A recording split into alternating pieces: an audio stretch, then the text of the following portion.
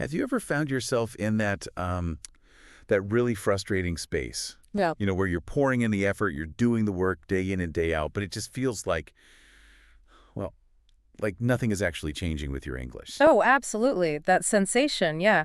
That heavy feeling of being absolutely stuck. It can honestly feel like a personal failure, right? Like you've hit some kind of invisible wall, or maybe you're doing something fundamentally wrong. Yeah, people Yeah. internalize it that way. But what if that very feeling, this moment of being stuck, what if it's actually a hidden message? Like from your brain? A signal, yeah. A crucial signal we often misinterpret, but maybe one that could hold the key to your next big leap forward, your next breakthrough. That's exactly what the research suggests. It's fascinating. So today we're going on a deep dive into that exact experience. We're going to, pull back the curtain on this common yet widely misunderstood phenomenon, learning plateaus in English acquisition. Yeah, we'll explore not just what they are, but why they happen. And crucially, what profound work your brain is actually doing, kind of behind the scenes during these quiet periods. And this is where it gets really interesting, I think. We'll explain why these plateaus aren't actually a sign of failure. They're a natural, even predictable part of the learning process. Predictable. Wow. Okay. And more than that, we want to equip you with the knowledge to differentiate between, well, distinct types of plateaus. Okay. Different types. Because understanding which one you're currently navigating, that completely changes how you should respond and what strategies will be, most effective for you. Exactly. So our mission in this deep dive is basically to hand you the 3 most potent strategies our sources revealed. Right. To not just push through, but to truly accelerate your English breakthrough. We want you to leverage these stuck moments, for significant lasting progress. Absolutely. Turn them into launch pads. Yeah. And this isn't just theory. This deep dive is custom tailored to help you move forward, to get you unstuck and ready for that next exhilarating ascent on your learning journey. So let's begin by putting a name to that familiar sensation. What exactly is a learning plateau? It's that baffling feeling, isn't it? That sense of nothing changing, or maybe even feeling like you're going backwards. Yeah, regressing. Yeah. Despite consistent effort. Exactly. And it's so easy to fall into that trap of thinking, okay, I'm failing, all my hard work is for nothing. Maybe I'm just not cut out for this. It's a really common thought pattern. But that's a profound misconception, isn't it? Yeah. And it's one that prevents so many learners from actually reaching their full potential. That's a critical point, yeah. In learning science, we call this phenomenon a plateau. It's a period where the observable, the outward progress seems to flatten out. Flattens out. Thus, yeah. However, it's absolutely vital to contrast this with the idea of a dead end. A plateau is not some solid wall you've violently crashed into. Right. It's not game over. No, not at all. It's a temporary and often, frankly, necessary phase within a larger dynamic journey. Think of it less as a barrier and more like a strategic pause in the landscape of your learning. I like that. A strategic pause. And to really bring this to life, I want you to join me on a little mental adventure. Okay. Picture yourself hiking an intense mountain trail, say like this Brennis Canyon Trail near where I live, or, any challenging climb you can imagine. Got it. Steep climb. Yeah, you're ascending a steep incline, your legs are burning, your heart is racing, you're breathing hard. But you can feel that undeniable forward movement with every single step. You see the progress. You can look down, see the ground receding, and marvel at how far you've come.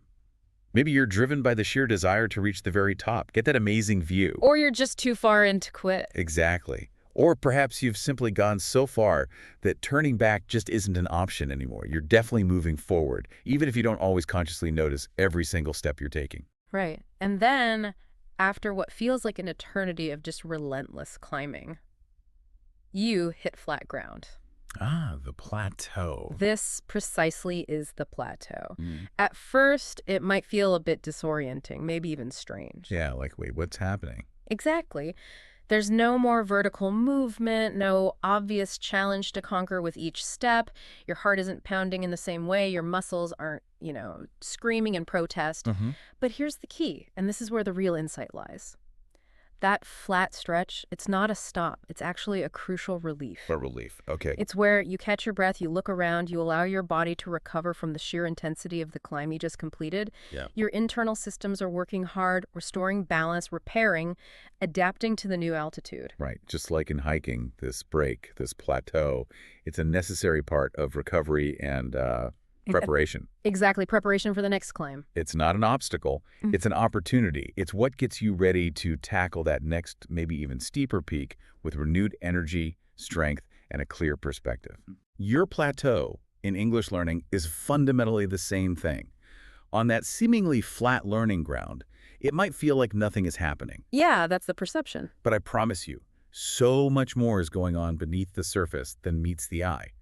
Your brain is doing critical, invisible work.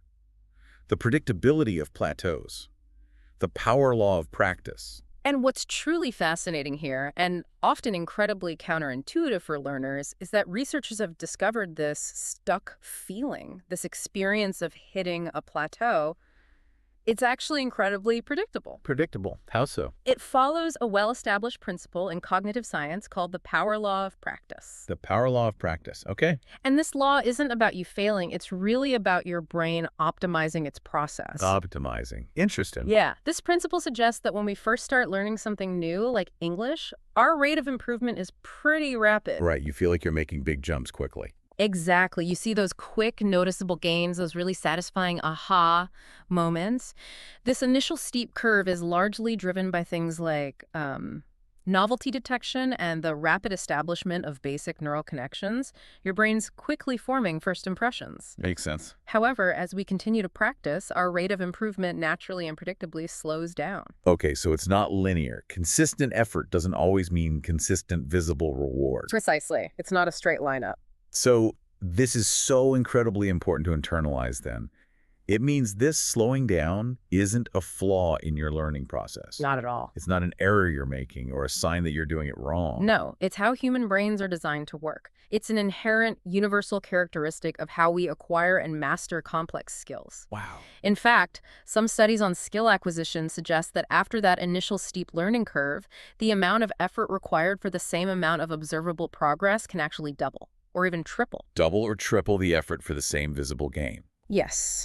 This is where true expertise is forged, really. It's where your brain moves beyond just surface-level understanding to deep, energy-intensive reorganization. So maybe the quieter your progress feels, the more profound the internal shifts are, preparing you for a real leap, not just a tiny step. That's a fantastic way to put it, exactly. Yeah. The brain's consolidation zone, invisible progress.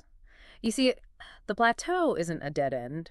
Far from it. It's what we call a consolidation zone. Consolidation zone. It's a critical, highly active, albeit often invisible space where your brain is diligently organizing, processing, and cementing everything you've just learned. Like the bustling back office of your mind. Yeah. Tidying up and filing away all that new language stuff. That's a great analogy. Yeah, exactly. Tidying up, filing, making connections. Okay, so to put it another way, imagine you're committed to a daily gym workout. Right. You show up, you lift the weights, you do the cardio, you put in the consistent conscious work, but you might not see dramatic physical changes immediately, right? Definitely not overnight.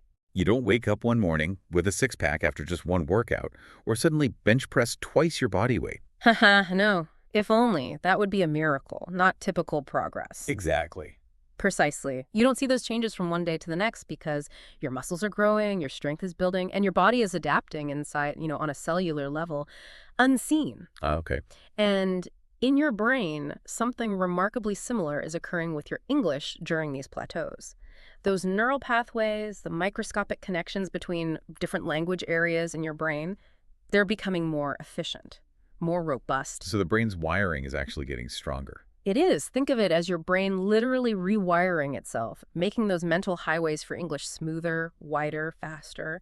There's a process called myelination that insulates these pathways, dramatically speeding up information transfer. Wow. So it's like upgrading the infrastructure. Perfectly put.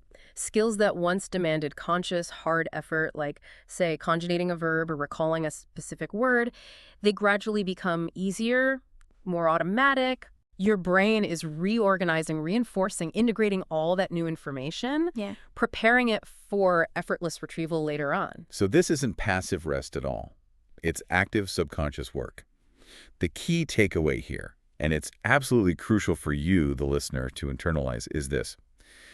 Progress is happening even when it doesn't feel visible. Mm-hmm. Crucial. It's the invisible foundational work that lays the groundwork for the next major visible leap in your English fluency.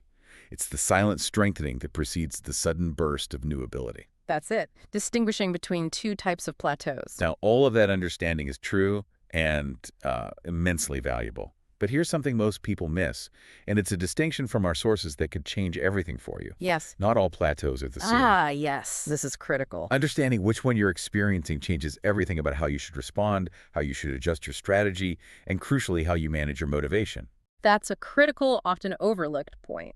Language learning research actually shows there are two distinct types of plateaus. The first are what we call stagnation plateaus. Stagnation. Okay, sounds not good. Well, they occur when you've effectively paused your learning journey, in a sense. You've stopped actively challenging yourself, or you're simply staying well within your established comfort zone. How would that look? Like, what are the signs? It could manifest in several ways. Maybe you're repeating the exact same routines, using the same acts without introducing any new challenge. Or perhaps you're avoiding mistakes at all costs, playing it too safe, never venturing beyond familiar phrases. Staying where it feels easy. Right. Or, a very common one, you're focusing only on passive input, things like listening to podcasts or reading articles without actively engaging in output, speaking or writing. The input without output trap. Exactly. If any of these scenarios resonate with your current situation, you might be in a stagnation plateau. Essentially, you've stopped providing your brain with the novel information, the varied contexts, or the necessary retrieval practice it needs to keep building new connections or strengthening existing ones in meaningful ways. So growth is just stalled because the input-output loop is broken or too predictable. Precisely. Okay, so if you suspect you're on a stagnation plateau, what's the fix? Does it sound like a massive effort is needed? Actually, the solution is really quite simple and often less daunting than it might sound. Restart. But strategically. Restart how? Take small, manageable, but different steps to re-engage. Your English hasn't vanished. It's still there, waiting for you. Like a car that's been parked for a while. Exactly. It just needs a little jump start, maybe a fresh tank of gas, and definitely a new route to drive. Try a new app, find a new conversation partner, or simply decide to speak one new sentence out loud each day. The key is novelty to re-engage your brain's learning mechanisms. Okay, introduce something new, something different. Got it. Now, the second type is the consolidation plateau. Consolidation. That sounds more positive. It is. This type of plateau happens when you have continued practicing consistently. You've been putting in the effort, engaging with new material, maybe even feeling frustrated because you don't feel like you're making progress. So you're doing the work, but it feels flat. Exactly. In this scenario, your brain is actively adjusting. It's in a kind of recovery mode where it's integrating everything you've learned. It's busy behind the scenes, processing all that recent input. This, remarkably, is actually the plateau you want to be on. Really? Why? Because it's a sign that deep foundational work is happening. Your brain is literally busy building out the infrastructure for your next fluency leap. Wow, okay. This distinction is everything then. So take a genuine moment right now, you listening, to assess why you're feeling stuck. Be truly honest with yourself. Self-assessment is key. Are you in a stagnation plateau where you need to reactivate and introduce novelty? Yeah. Or are you in a consolidation plateau where you're putting in the work and your brain is simply busy preparing for its next big reveal? Knowing the difference directs your next move. Right, because the rest of this deep dive is going to focus on the strategies for pushing through that second type, the consolidation plateau. Because that's where you're showing up, you're doing the work, and you just need to figure out how to unlock that next level. Exactly. How to leverage that consolidation period, #2. Why the consolidation plateau is a powerful sign of progress. Okay, let's just reiterate this because it's so important and, frankly, counterintuitive. Yeah. If you're experiencing a consolidation plateau, meaning you're showing up, doing the work, consistently practicing, it's actually a powerful sign of progress. A very positive sign. Again, I know this sounds totally backwards It's because our brains are wired for, immediate rewards. about instant gratification, yeah. But progress is happening, even if it's invisible to you right now. It's like watching a sapling grow into a mighty oak. Most of the critical growth happens beneath the soil, unseen, right? That's a perfect analogy. Building an unshakable foundation. Yeah. Absolutely. Researchers in cognitive neuroscience refer to this period as the consolidation phase in learning, and it's a time of intense, albeit subterranean, brain activity. Intense activity, even when it feels quiet. Yes. Studies have consistently shown that during these seemingly quiet periods, your brain doesn't just switch off or passively wait. It continues crucial consolidation work, often actually more efficiently, even when you're not actively studying or consciously trying to learn. Go even during rest. Particularly during rest and especially sleep. We have compelling evidence from advanced brain imaging, like specific fMRI studies, for instance. They've pinpointed increased activity in the hippocampus, which is critical for memory formation, and also in language-related cortical areas during periods of rest following intense learning. Wow. So the brain keeps working on it after the lesson ends. It does. This confirms that significant consolidation work is happening even when you're not consciously practicing. Your brain is effectively replaying and cementing new linguistic patterns, transforming those fragile new memories into robust, readily accessible knowledge. It's quite amazing. So instead of being frustrated or feeling like a failure during a plateau, you can actually take immense comfort, maybe even pride, in knowing that your brain is working incredibly hard behind the scenes. It's not taking a break, it's performing essential upgrades. Essential upgrades. I love that. In fact, here's what's happening under the surface, making this plateau such a powerful precursor to your next breakthrough. Right. During this critical consolidation phase, several key processes are underway, all contributing to a more fluent and automatic command of English. Okay, what are they? First, your brain is actively consolidating information. Yeah. This is the crucial process of transferring the new vocabulary, grammar rules, communication patterns you've recently acquired, moving them from your temporary short-term working memory into more permanent long-term memory stores. Locking it in. Exactly. And it's not just passive storage, it's an active process, often involving synaptic strengthening and, as I mentioned, the crucial role of sleep. It transforms fragile new memories into robust, readily accessible knowledge. So it's like a librarian, not just accepting new books, but meticulously cataloging them, cross-referencing, shelving them precisely so they can be retrieved instantly. That's a fantastic way to visualize it. It makes your new linguistic tools far more accessible and easier to retrieve and use in future moments in spontaneous conversations. They're not just stored, they're filed away efficiently for quick access, making your mental library incredibly efficient. Okay, consolidation. What else? Secondly, your brain is automating skills. Automating, like making them automatic. Precisely. Think about those initial moments when you first tried to form a complex sentence in English. It likely required significant conscious effort, didn't it? Oh, yeah. Painful effort sometimes. Right. You were actively thinking about verb conjugations, agonizing over word order, grappling with prepositions, maybe even mentally translating from your native language. Totally. Exhausting. During a consolidation plateau, those demanding efforts, which consume immense cognitive load, start to become automatic. So you don't have to think so hard about the basics. Exactly. You no longer have to consciously think about the mechanics of sentence construction or the correct usage of a phrasal verb. Your brain is essentially freeing up crucial mental space. Freeing up bandwidth. Yes.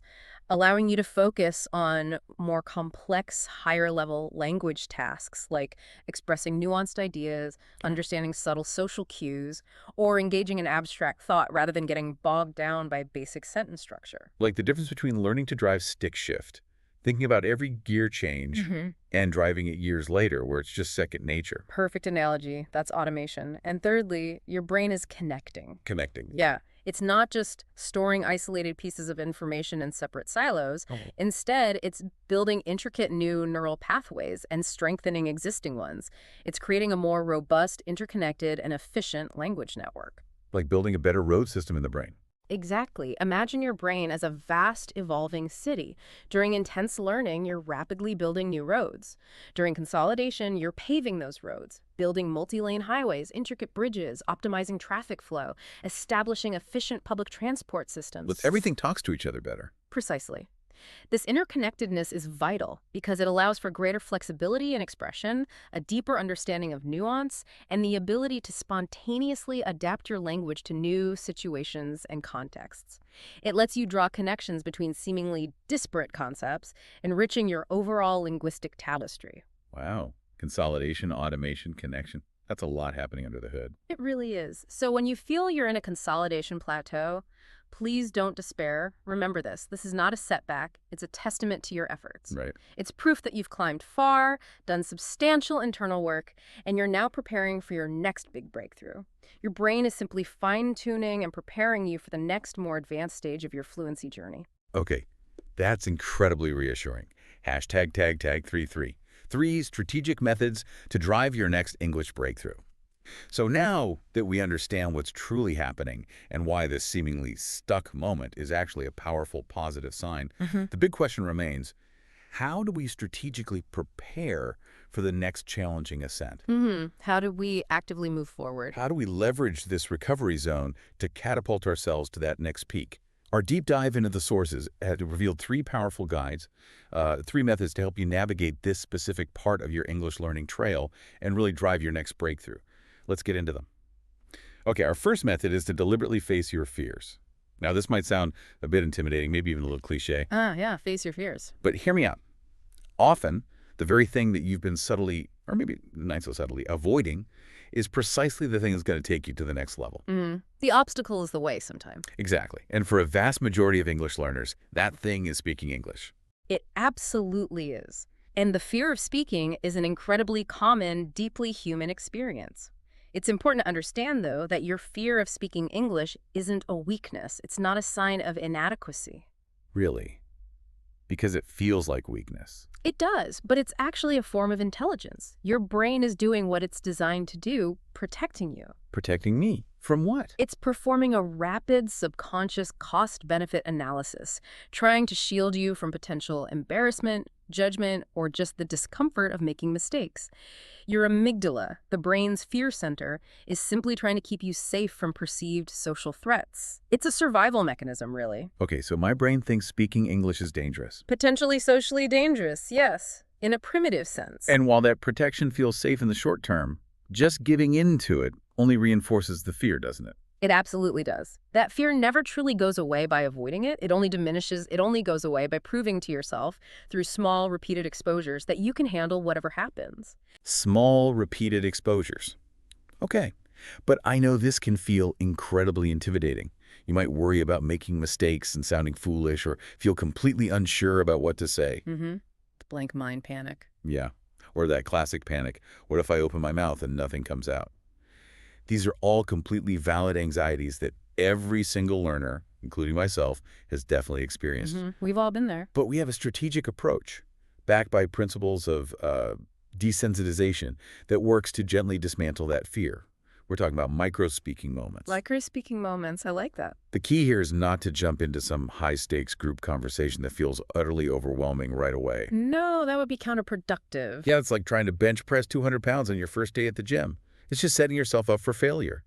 Instead, we use a progressive, step-by-step approach to slowly build up your tolerance and your confidence. So for week 1, speak to yourself. Okay, low pressure. Exactly. This is all about getting incredibly comfortable with the actual sound of your own voice speaking English, without any external judgment or pressure. A fantastic action is to simply record yourself describing your morning routine for, say, 2 minutes. Just 2 minutes. Then listen back to it. But here's the crucial part. Listen without judgment. Your goal isn't perfection. It's simply to get used to your voice, the rhythm, the flow of your English. This helps normalize your English voice in your own mind, kind of reducing that internal critic. Yeah, making it familiar, not foreign. Or, alternatively, you could just practice one specific phrase or sentence you want to use that week. Repeat it until it feels natural.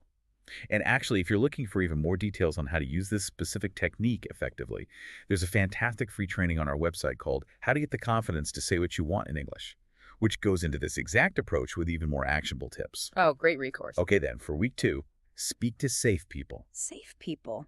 Define that. This means strategically choosing someone who makes you feel completely comfortable and supported.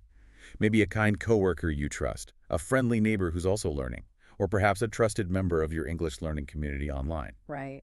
Low-risk environment. Exactly. The action here is simple but powerful. Share one genuine opinion or ask one real question. Just one. Small step. The goal is to notice that the world doesn't end, even if you make a small mistake. This builds positive, low-pressure experiences, showing your brain that speaking English can actually be a source of connection, not just anxiety. Rewiring that association. The psychological safety of these interactions significantly reduces your cognitive load, too, allowing you to focus more on language production and less on self-monitoring. Good point. Frees up mental energy. And then, for week 3, speak up in low-stakes situations. Okay, slightly more public. Yeah, this is where you gently expand your comfort zone, taking those small, controlled risks. Try ordering something at a new restaurant, maybe actually describing what you want instead of just pointing at the menu. Functional language. You could ask a store employee for help finding something specific, just a brief transactional interaction. Or, if you're in a virtual meeting, make just one comment in the chat before you attempt to speak aloud.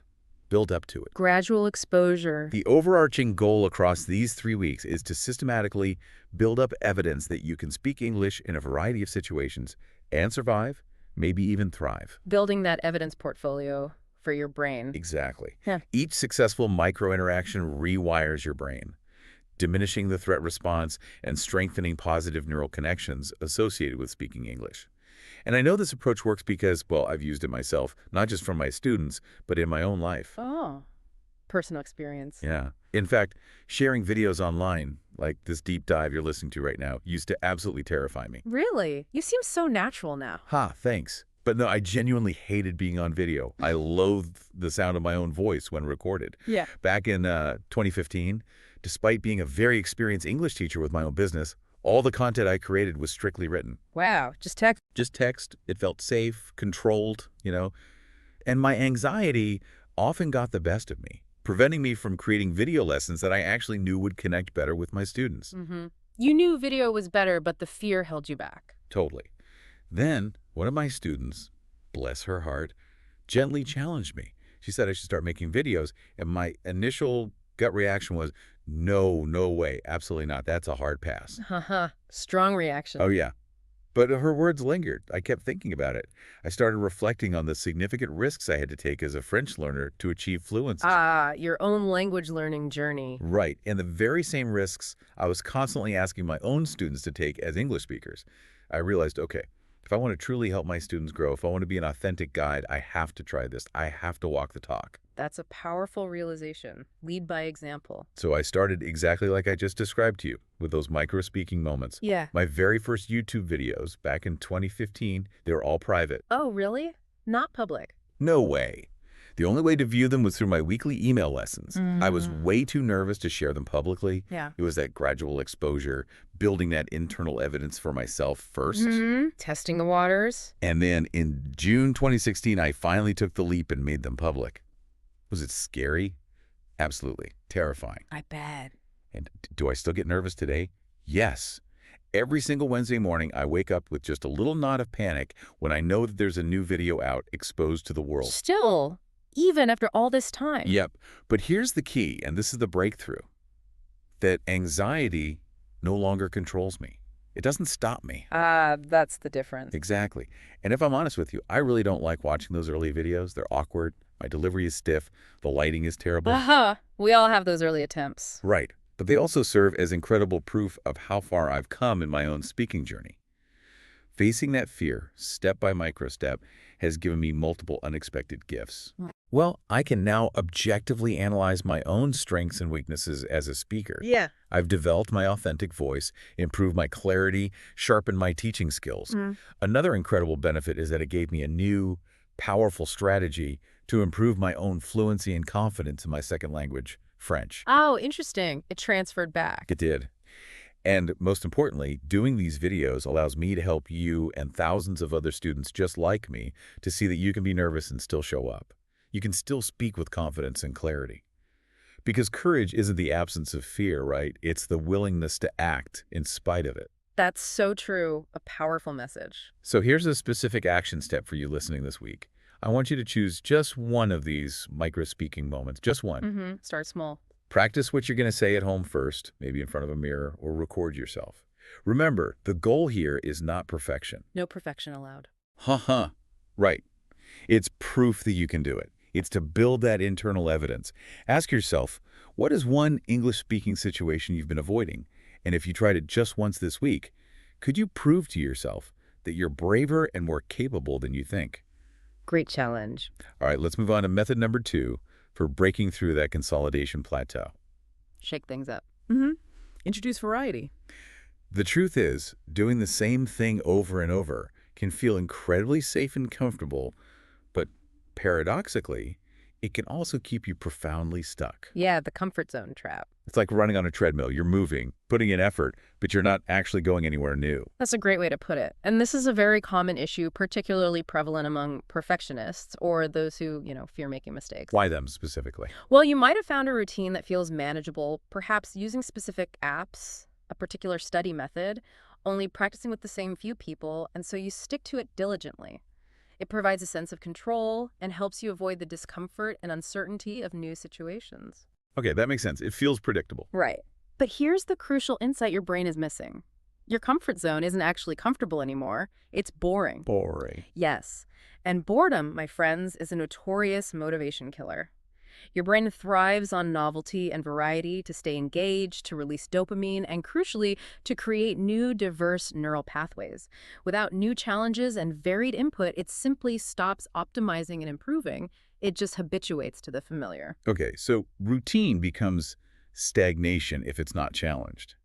So instead of trying to overhaul your entire language practice at once, which, let's face it, can be chaotic, overwhelming, and unsustainable. Yeah, too much change at once rarely sticks. We suggest a strategic shake-up approach.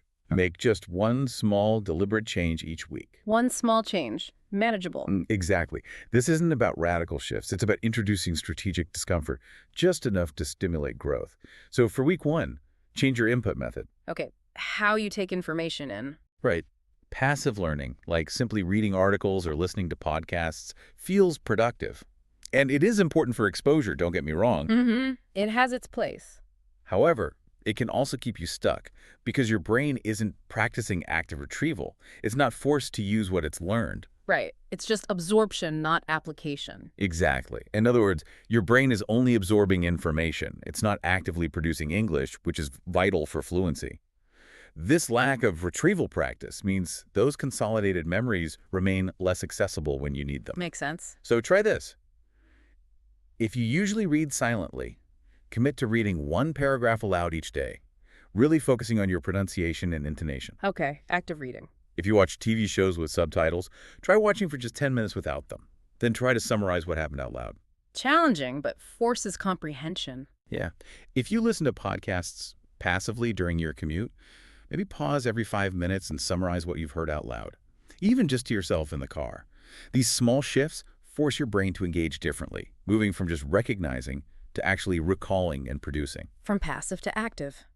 Okay then, in week 2, change your practice context. Practice context, what do you mean? This one is incredibly powerful, actually. When you always practice in the exact same quiet environment, say, always at your desk with your headphones on, your brain can become context-dependent. Context-dependent, meaning? Meaning it forms powerful associations like, I speak English well only when I'm in my quiet study space. Consequently, it finds it much harder to transfer those skills to new real-world situations, like a noisy office meeting, a bustling store, or a stressful social gathering. Ah, so the skill gets stuck in that one environment. Exactly. If your English only works perfectly in your quiet, controlled study space, those skills won't transfer when you need them most in unpredictable, dynamic environments. Your brain subconsciously kind of tags the skill to the environment it was learned in. Wow, I never thought of it that way. So shake up your context deliberately. How? Well, if you always study at your desk, try learning new vocabulary while you're out walking or doing chores or commuting.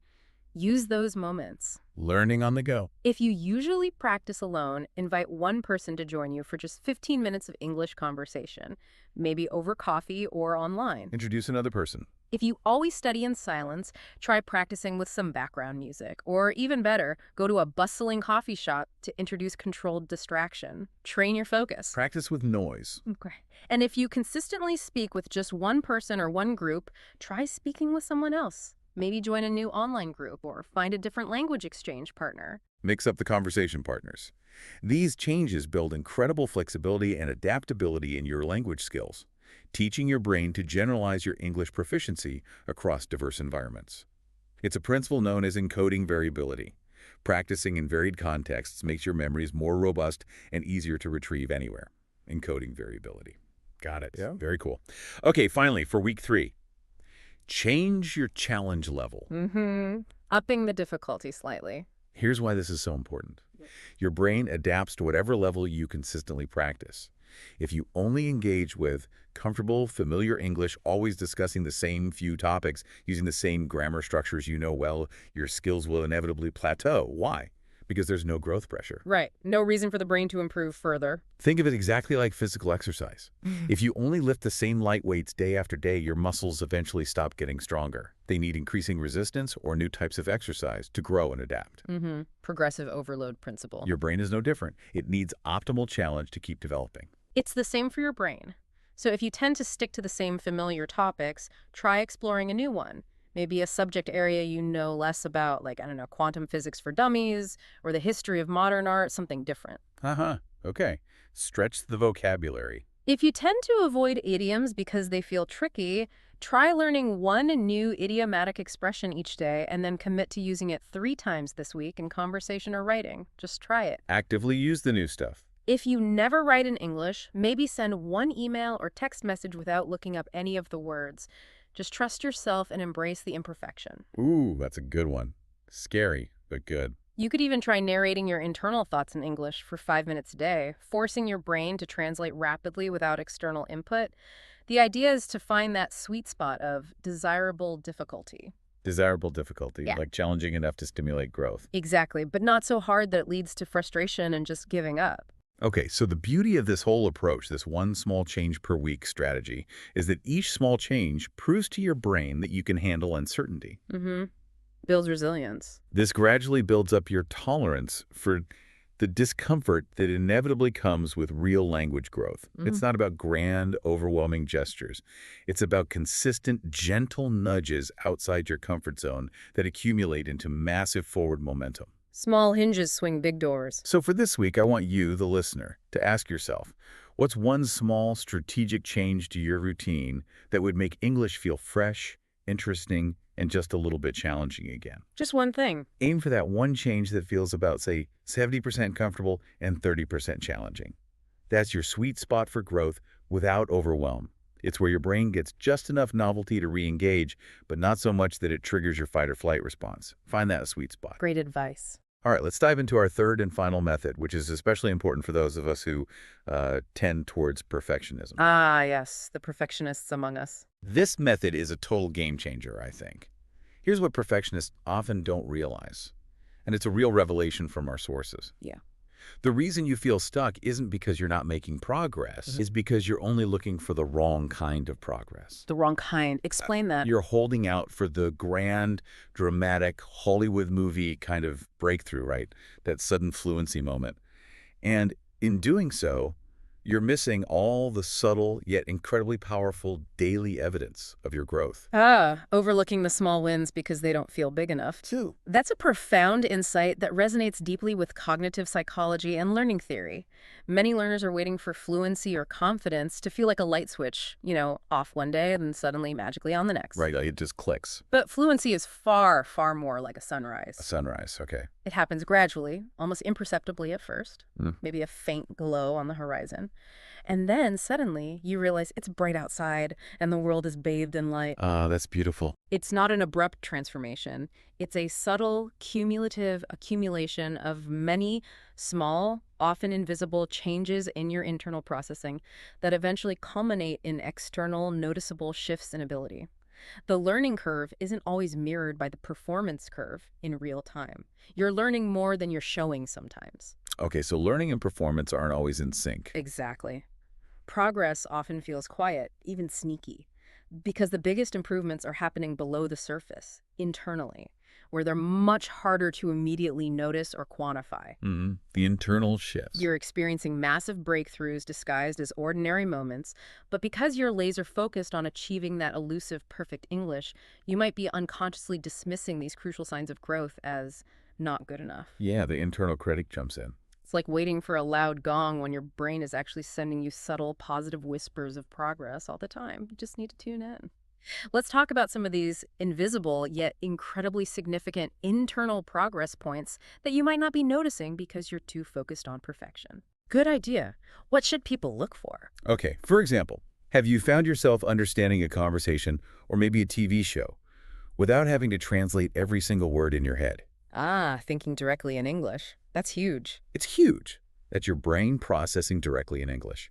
Or maybe saying a sentence, perhaps in a meeting or with a friend, and then realizing afterwards, wow, that just came out naturally. I didn't plan it or overthink it. Yeah, spontaneous production.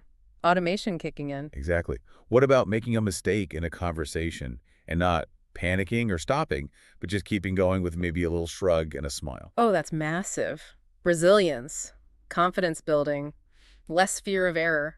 It's a massive step forward in communication.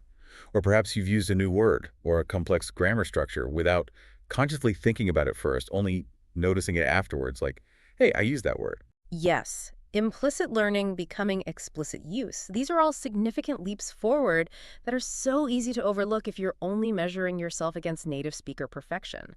These are indeed critical signs of deep-seated growth, yeah. And they often precede those more noticeable external breakthroughs. They are indicators that your brain is becoming more efficient, your memory retrieval is faster, and your confidence is building internally. The challenge, as you said, is to actively recognize them and give them the credit they absolutely deserve. Right. Celebrate the small stuff.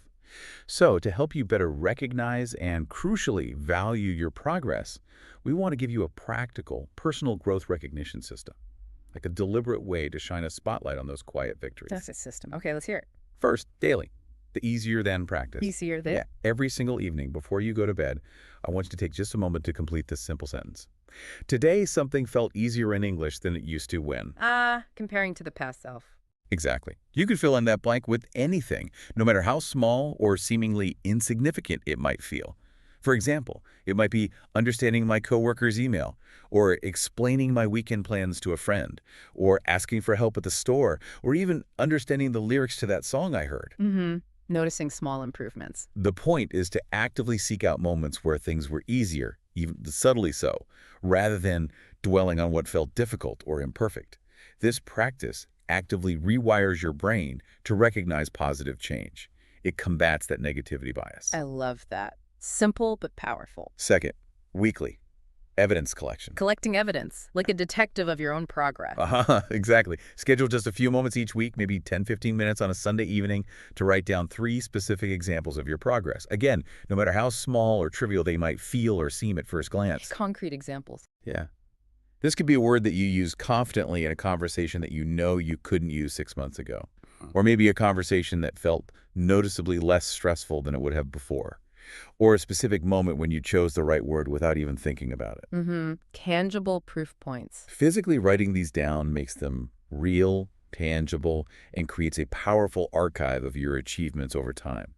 It helps you combat your brain's natural tendency to forget the good stuff and focus on the bad. Creates a positive feedback loop. And third, monthly.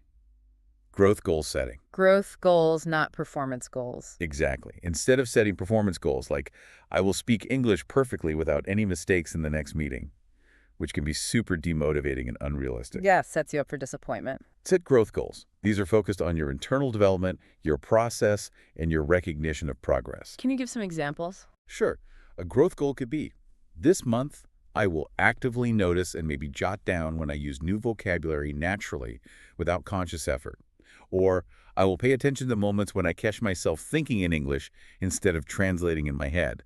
Or even, my goal this month is to feel comfortable making at least one mistake in a conversation and just moving on without internal panic. Focusing on the process and the internal state, not just the perfect outcome. Exactly.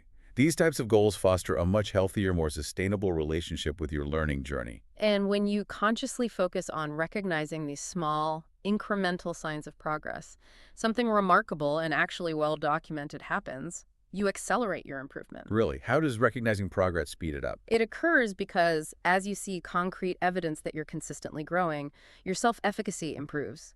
Your belief in your ability to succeed gets stronger. Okay. More confidence? Yes. You start taking more speaking risks, you become more resilient to setbacks because you know progress is happening even if it's slow. And your confidence builds not from some sudden impossible perfection, but from a steady, undeniable accumulation of competence. You're creating that positive feedback loop that fuels further growth and motivation. That makes so much sense. Seeing progress makes you braver to try more. So, let me ask you, listening right now, and be honest with yourself. What's one small sign of progress that you've maybe been dismissing as not good enough, but that actually truly shows that you're moving forward? Think about it. Give yourself credit. And don't forget, I really want you to start that easier than practice tonight. Seriously. Set a phone reminder for 8 p.m. or whenever works for you every day this week. After just 7 days, I bet you'll be amazed at how much progress you are already making. Progress you simply weren't seeing because you were looking in the wrong direction or looking for the wrong thing. Yeah, change your focus. Hashtag, outro. As we wrap up this deep dive, let's just zoom out one last time and go back to that vivid idea of hiking the mountain trail. The journey. The journey of learning, much like that trail, is rarely just a straight line upwards, is it?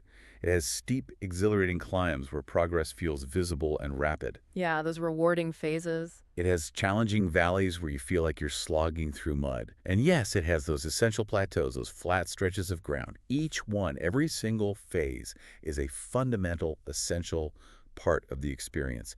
They all contribute to your overall strength and perspective. Absolutely. Each serves a purpose. And it's incredibly important to remember that even expert speakers, advanced learners, people you admire, they navigate these plateaus too, often more than once throughout their language journey. It's not just a beginner thing. Not at all. It's not a reflection of a lack of talent or effort. It's simply how the human brain integrates complex skills over time. So if you've been consistently showing up, putting in the effort, engaging with your English, and you find yourself in a plateau right now, please internalize this truth. You're not stuck. You're not stuck. You're getting stronger. Your brain is simply in a powerful, productive phase of consolidation and preparation, building the robust foundation for your next leap. Trust the process. So wherever you are right now, today, remember this. This isn't the end. It's not your forever state. It's a rest stop. It's a recovery zone. It's where your brain is doing its quiet, yet perhaps most profound work. Essential work. And your next climb, your next big breakthrough in English. It can start today. It might start next week. It's waiting for you to simply reframe your perspective and take those strategic micro steps forward we talked about. The potential is there. And here's a final provocative thought for you to chew on as you go about your week. How might applying this understanding of hidden progress, really recognizing those easier than moments, and truly appreciating your brain's background consolidation work, how might that not only transform your English learning, but also fundamentally reshape your entire perspective on personal growth and skill acquisition in any area of your life? Oh, interesting. Broader application. Yeah.